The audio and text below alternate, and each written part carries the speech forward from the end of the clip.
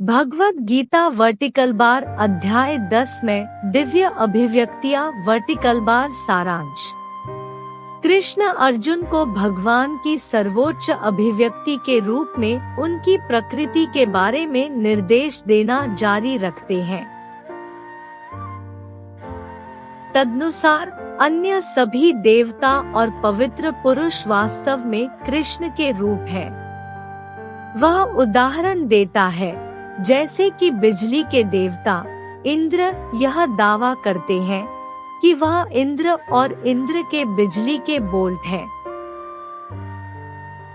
कृष्ण खुद को ब्रह्मांड के सकारात्मक और नकारात्मक दोनों गुणों के रूप में वर्णित करते हैं, खुशी और दर्द, साहस और भय दोनों।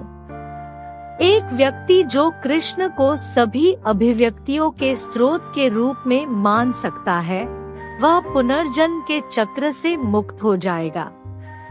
जब एक ऋषि ध्यान करता है, तो वह भगवान के साथ मिलन की स्थिति में प्रवेश करता है। कृष्ण समझाते हैं, यह पूजा का एक रूप है। पूजा का सर्वोच्च रूप दिव्यता की स्थिति में प्रवेश करना है, यह समझते हुए कि कृष्ण सभी चीजों के स्रोत हैं। अर्जुन विश्वास करता है कि कृष्ण उसे क्या कह रहे हैं और उसे सर्वोच्च व्यक्ति के रूप में समझते हैं।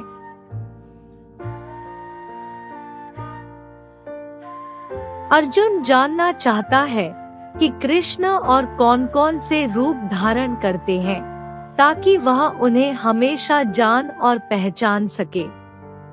कृष्ण तब अपने सभी अवतारों और अभिव्यक्तियों को सूचीबद्ध करते हैं, जिनमें स्वयं, शब्दांश ओम, हिमालय पर्वत श्रृंखला, निर्वाहक भगवान विष्णु, विनाश और पुनर्जन्म के देवता शिव और कई अन्य शामिल हैं।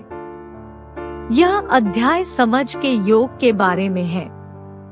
अर्जुन कृष्ण के विशिष्ट रूपों के बारे में अधिक जानना चाहता है, ताकि वह ठीक से उनकी पूजा कर सके। अर्जुन अभी भी पूरी तरह से नहीं समझ पाया है कि कृष्ण हर जगह सब कुछ है।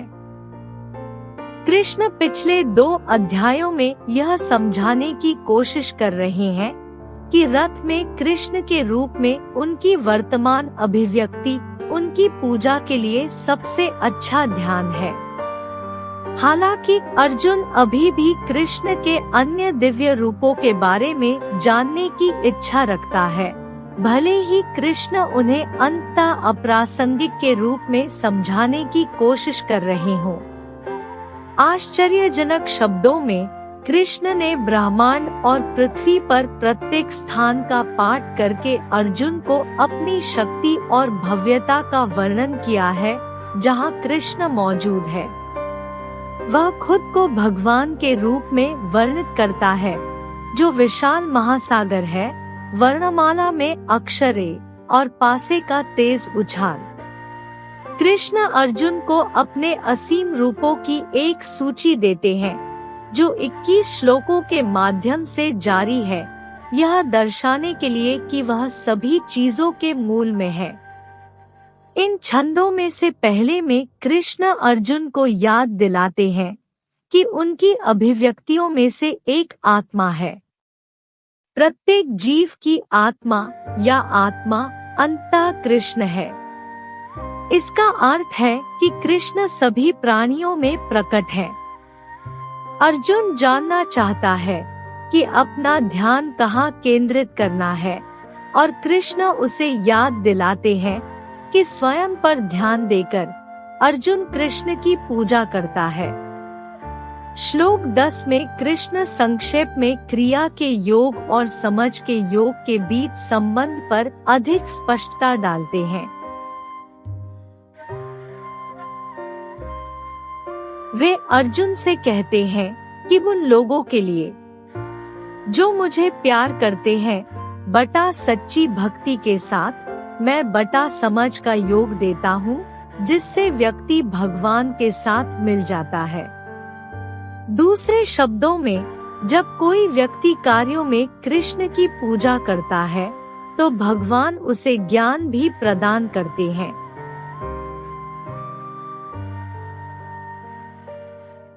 इस प्रकार क्रिया का योग समझ के योग की ओर ले जाता है।